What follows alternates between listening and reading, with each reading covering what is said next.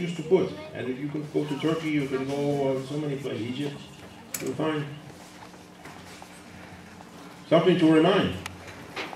Because now you say to the children, there's Allah, Muhammad, Abu Bakr, Omar. Well, who's that? It's Omar. Who's Omar? I don't know. They don't know anymore. I'm sorry, long-winded answer.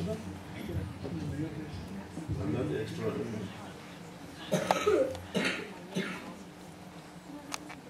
Sorry, I have another question. I was online last night, and I don't remember the site, but I was talking about new fatwas. So then I Googled fatwa, and it seems like it sort of comes from on high, the scholars, the ones in charge, but in order to follow a fatwa, you have to agree to it within your own conscience and your understanding. And so I'm wondering about all of that. Quran says, don't ask about things if it was made plain to you, you couldn't deal with it.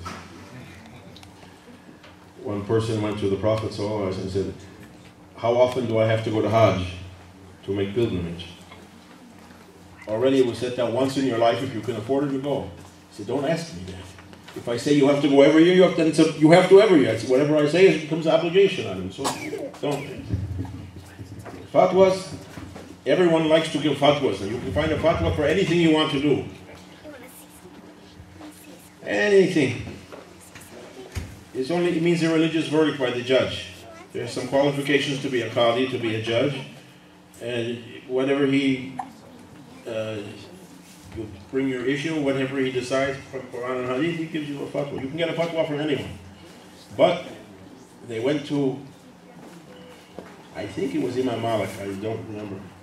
And they said, how many hadiths, how many traditions of the Prophet you have to know to give a fatwa? They said, 1,000? He said, never. 25,000? 50,000? He said, I know, for instance, 600,000, might be you can give a fatwa. We're not on it's come down. This is what they call Akhir Zaman, the last times. The Prophet said, my coming to this world, he's the last prophet, according to our belief. It means the time of prophets finished, the time of religion is finished, and now the world is gliding down towards the end.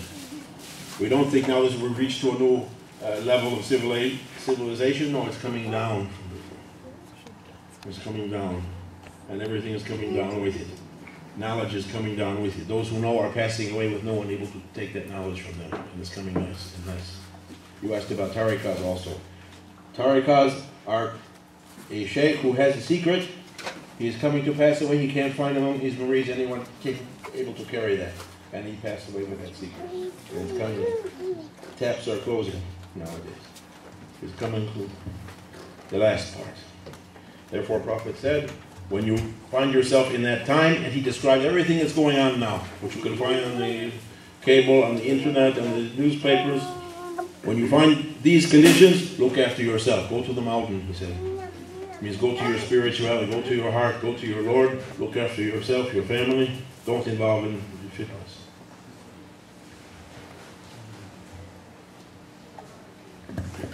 I just want to add something about fatwa. I think back of your mind you have this question that people who are declaring jihad, they are giving the fatwas of jihad. Yeah. That is this a valid?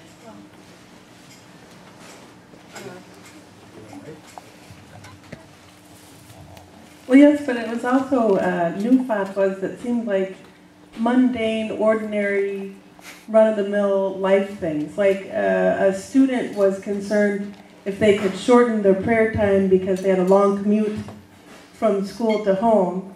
And so there was this fatwa, there was a verdict on that.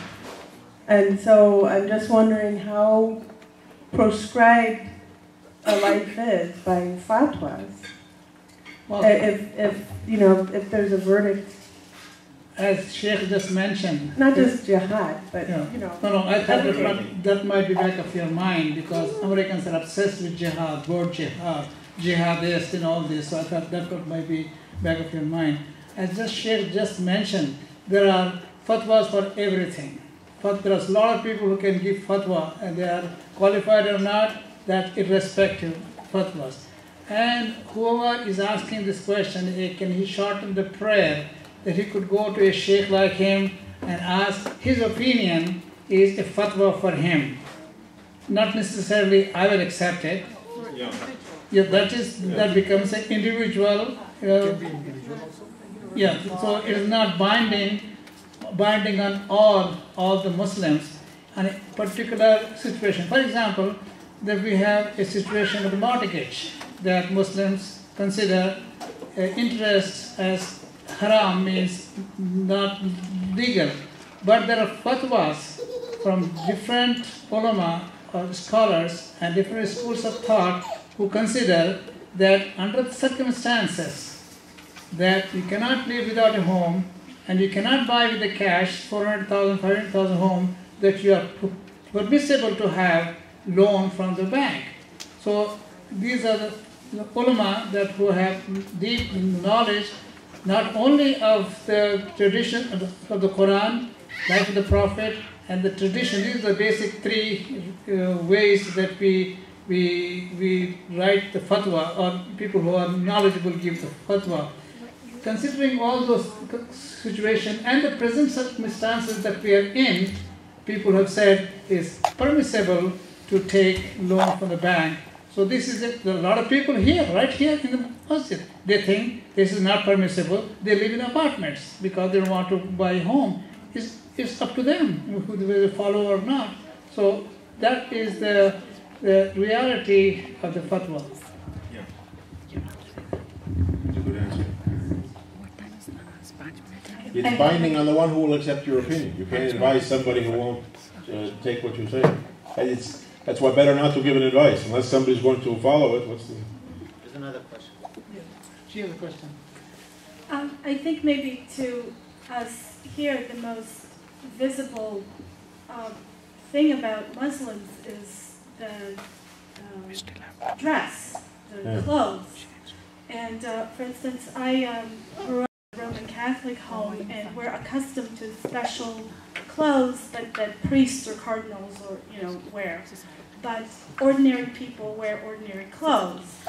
And I'm wondering if you can explain some of the significance or under what circumstances, for instance, the two of you are wearing very different attire. And why is that? Is that an individual choice, or is that something that's prescribed? Very pertinent question. The unemployed can wear what they want. When I was working in my youth, I used to dress differently. And going around like this, I'm representing my sheikh like this, because there's something individual also. Again, you're going to come to fatwa, but what people are in need to do to make their lives according to the circumstances they're in is allowed. Here in this country, sometimes for hijab is going to be more trouble for the person. So they say, as you go when you come home or in the mosque, you wear like that. Again, it's according to what a person can carry and what they like to do. What they're able to bear. You can't lay on. You can't put on somebody more than they're able to carry. The way you might dress in Pakistan might be different than what you can do here. You understand? So is it largely a matter of individual choice, or? It depends on your understanding. For instance, there is, in the Islamic dress, there is an outward appearance, there's some inner meanings also. There's some reasons why you dress like that. For instance, everyone from human